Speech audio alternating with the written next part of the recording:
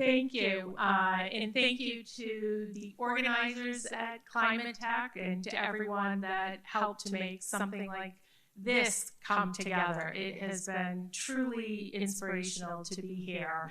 My name is Michelle Gardner. I am Executive Director at NextEra Energy Resources. We are a clean energy company headquartered in Florida. We are also throughout the country the largest developer of renewable energy resources. It was really exciting. I can't speak for JERA Americas, but I am sure between both of our companies, I think it's really exciting to be part of something like this. I can say this is the first time I've spoken in this venue. Had a different experience with this venue maybe 20, 30 years ago. Don't date yourself. Don't date yourself.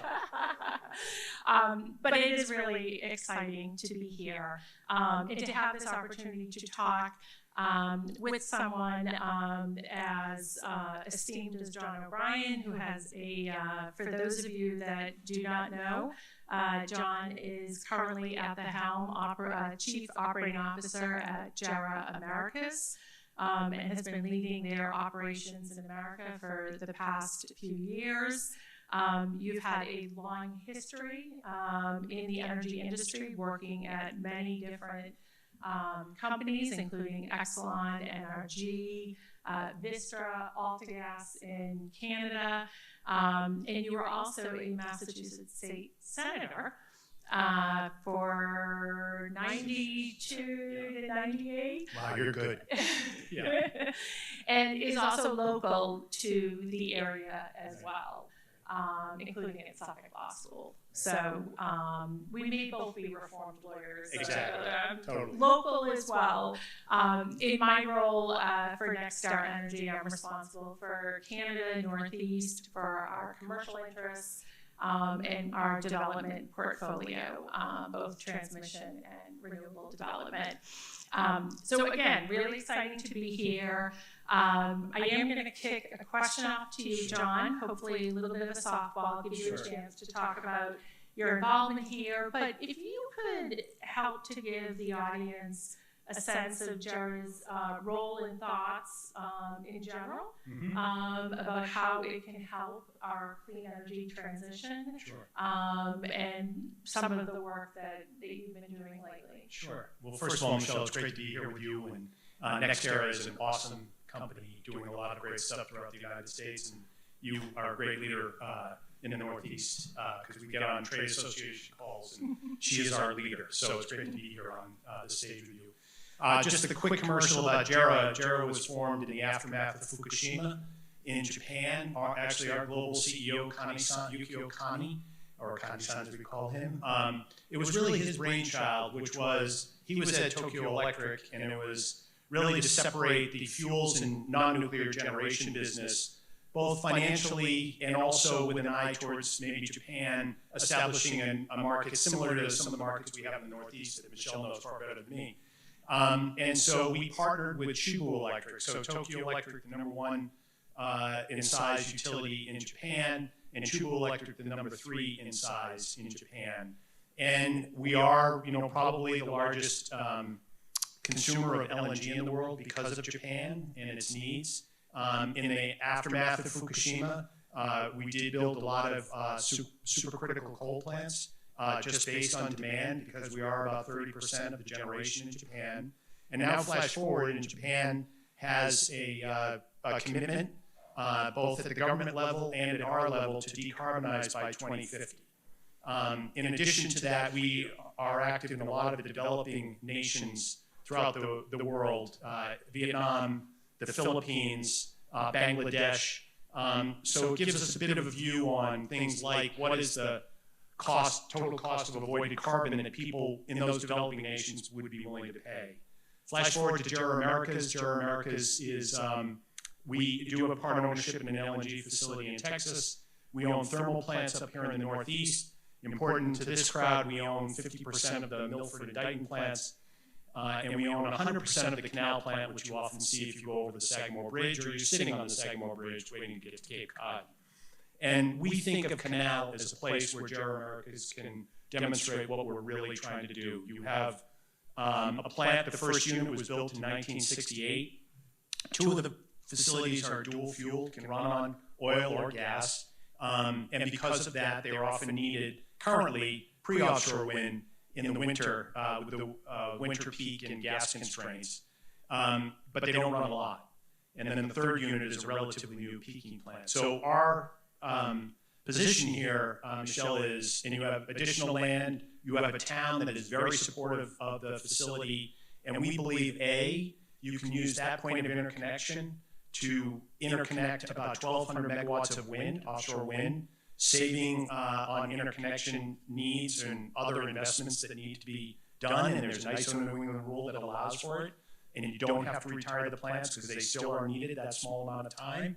And then B, we have space to think about other technologies, and then we have a tank farm, which is currently for oil, but at some point can be renewable fuels for aviation, for our plant. And we think that one of the things about Canal is it can be repurposed and demonstrate what you can do in what is very challenging to decarbonize.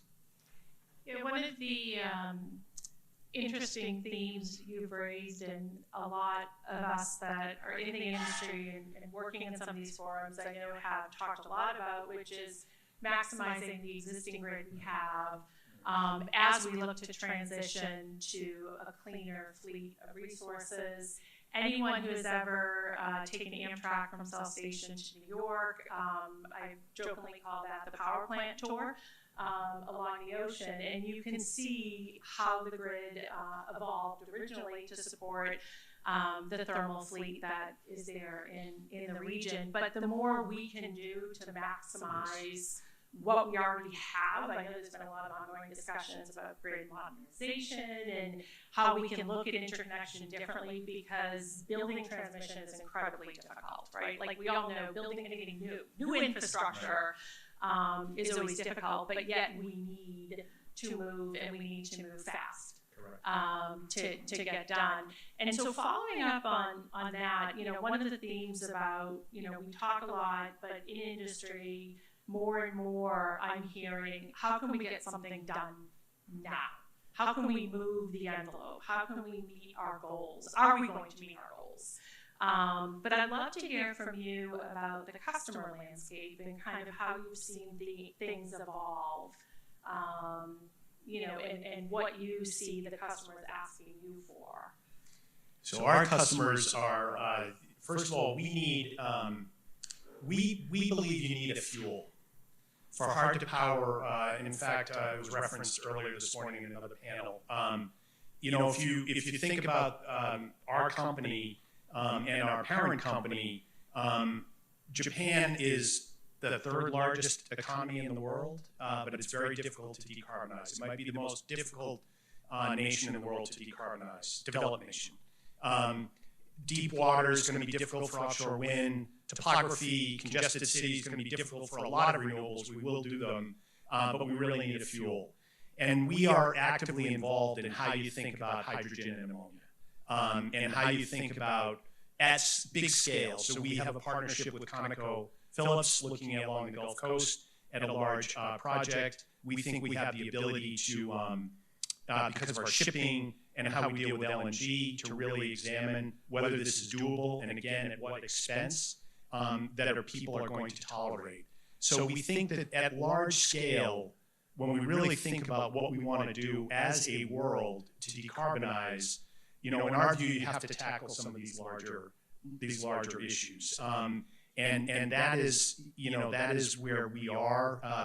After Ukraine, as an example, several of the years, we were directed by our government here in the States, as well as Japan, to send all our LNG ships to Europe. And in that, that's enabled us to develop a lot of really good relationships with European utilities who see the need to stay off of, as best as possible, Russian gas, but also have very stringent decarbonization goals. And so from their viewpoint, it is, how do you build that infrastructure? It's very interesting, too. You would know this and appreciate this, but I was on this, and I'm the liberal arts guy in the room with all our engineers, but we're in Brussels, and we're talking about the need for long-term contracts to basically backstop both natural gas and future in hydrogen. And because the Russian pipe just came through, that's a bit of a novelty in Europe, to understand the economics of how you have to build this infrastructure to get there. So we think from a scale perspective, the customers we are dealing with need to think about, at a large scale, how do you really meet those decarbonization commitments? And what's going to be, and one last thing, Michelle, then I'll shut up, because NextEra's got a great story. That's why, there's a lot of great talk this week, and I just applaud the governor's commitment on the $1 billion investment in that legislation. Because it is the case, and we have an advanced science and technology group that scours the world to look at different technologies and what is going to be affordable.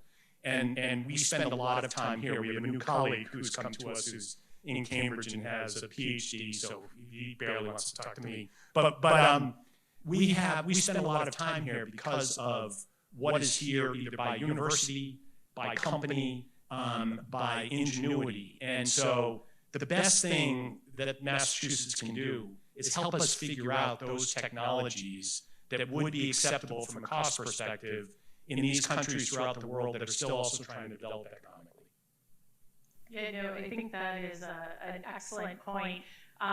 Did want to hone in maybe on one of the topics, because you had touched upon hydrogen and talked about the role, certainly that we see, and Jara, is the role that green hydrogen in particular can play, moving forward. I know for those that have followed some setbacks a little bit in terms of how we track the energy and eligibility for tax credits, but we still look at the new markets that we can create for this, both in EU and in America. And you touched upon aviation fuel, obviously, is one that we do think will help to drive the demand going forward for green hydrogen. But I don't know if you had any other kind of general comments, because those that, I don't know how much that topic today or yes, or tomorrow in terms of the event, but I do see that hydrogen and green hydrogen, renewable natural gases have a huge role in a number of industries to really help us bridge to our climate goals. And so, absolutely, and you know this from NextEra's perspective. First of all, when we do the economics right now, this whole color scheme, blue hydrogen is penciling out as cheaper right now than green. So that's the use of carbon capture and sequestration. And we are, by the way, co-firing hydrogen into one of our units at our Linden plant in New Jersey. That is gray hydrogen from the refinery, but it is demonstrating that our gas plants can accept up to 40% of that hydrogen and use it in generation. On green hydrogen, this is why we advocate so much for the Cape and Canal, and why some of the things NextEra does are part of this. Hopefully the regulators and those at DOE and those at Treasury take a broad view of how those tax credits should be defined. Because we, as this conference is demonstrating, we need every possible solution on the table. So hopefully they take as broad a stance as possible to make sure these tax credits can be applicable to different technologies. Our view on offshore wind here in New England and the Northeast is, as you all know, there will be negative hours, there will be 0 hours, dollar hours in terms of wind. It doesn't matter what, as my colleague Will Ziff in the audience says, it doesn't matter what time of day we create the hydrogen because we can store it. The issue is to capture and harness that wind in those negative hours. And we think with the wind that's coming on, once it gets here, the winter peak changes for a plant like Canal, right? We all know it's very windy in New England on most winter days. So the peak changes, but there will be lulls in the wind, and that's been demonstrated elsewhere where there's a high wind concentration. So we think that's a perfect way to figure out, can you bring the cost down of green hydrogen so that it is then used in its different applications. One of the kind of topics we wanted to dive into a little bit more too was technologies, and what technologies are we seeing, and where do we think some of the most promises. One of the biggest challenges, and we were joking, my knowledge of AI probably ends after 3 minutes when I start talking about it as an energy industry professional, but certainly the challenges as we think about AI and data centers and the growth, which translated becomes demand. In terms of how we think about it. And certainly looking at the demand growth from AI, from increased edge computing, and understanding all the different needs generally is firm, and demands for clean and green energy, which we also with hydrogen and the load from electrolyzer, also looking for those renewable energy sources. So we have very similar issues across developing hydrogen and serving data centers and AI demand. Not new from a policy perspective in the sense that for probably the past 10 years or so, we've been talking a lot about electrification. Yes. We haven't seen demand growth in New England for the most part. Any new transmission that is needed is generally to address fossil fuel retirement. We haven't seen a lot of growth. But everything we are hearing and seeing in the industry is just unprecedented growth coming at us, which we translate into more demand and how do we address all these needs. I think it's probably fair to some extent that the region may not see the big hyperscalers or the big AI centers that you see in the news that like Amazon, Google, and others are doing throughout the country, but it doesn't mean that all the regions are not going to see increased demand. So little bit of a longer wind up, but I know we wanted to talk about some of the technologies and kind of what you think would best enable the challenges that we're looking at in the next few years. Yeah, I think that, our, particularly Eversource and National Grid here in Massachusetts and New England, this is a real challenge. If we're going to push for, particularly around electrification of heat, this is going to cause some real challenges and real requirements for the grid, in addition to electrification of transportation.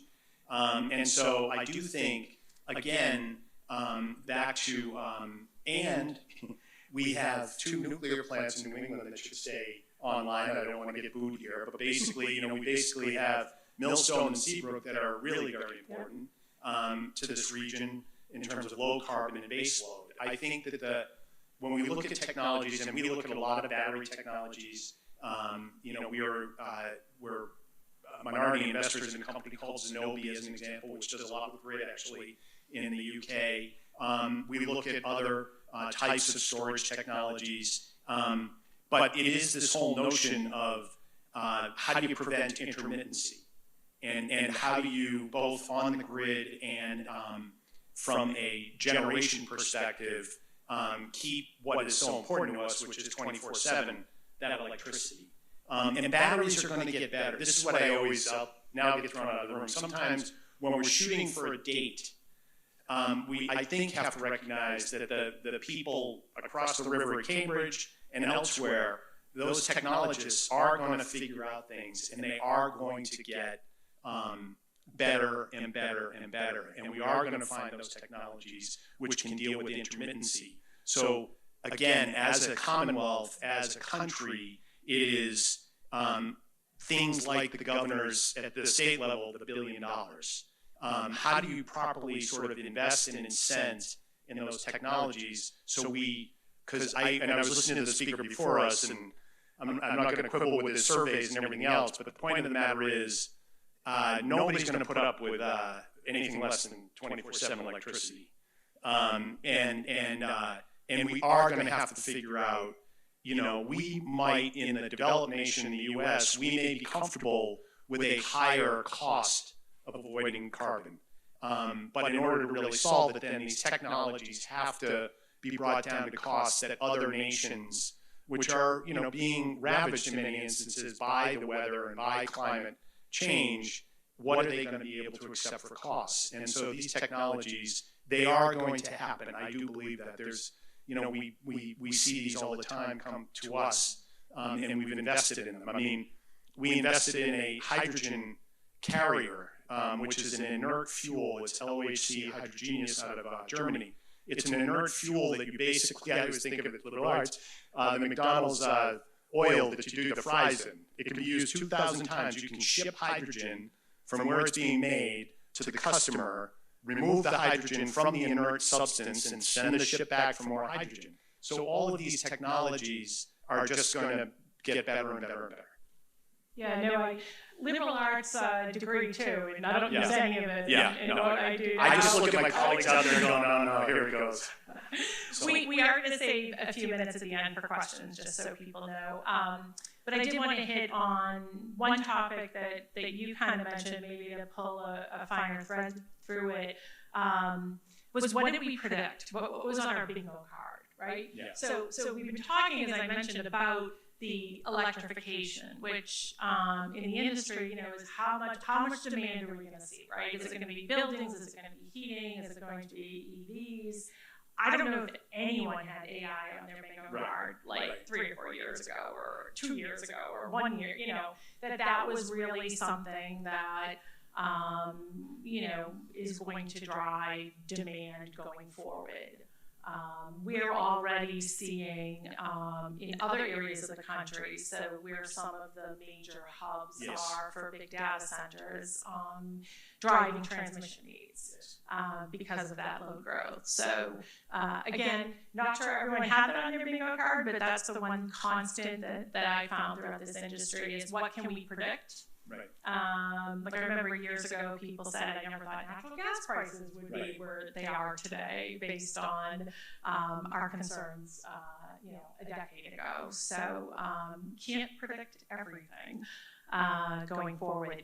One of the last topics I know we had talked about addressing a little bit, particularly with your past experience, obviously at the state senate and the work throughout. That you've done throughout your career, is really thinking about how can we work more or efficiently or continue to do the good jobs that we're doing with policymakers, with regulators, kind of getting both the message out about what's needed in the industry. I know you've talked a lot about some of the tax incentives. So it's what do we need to encourage this growth, and then what are kind of the impediments?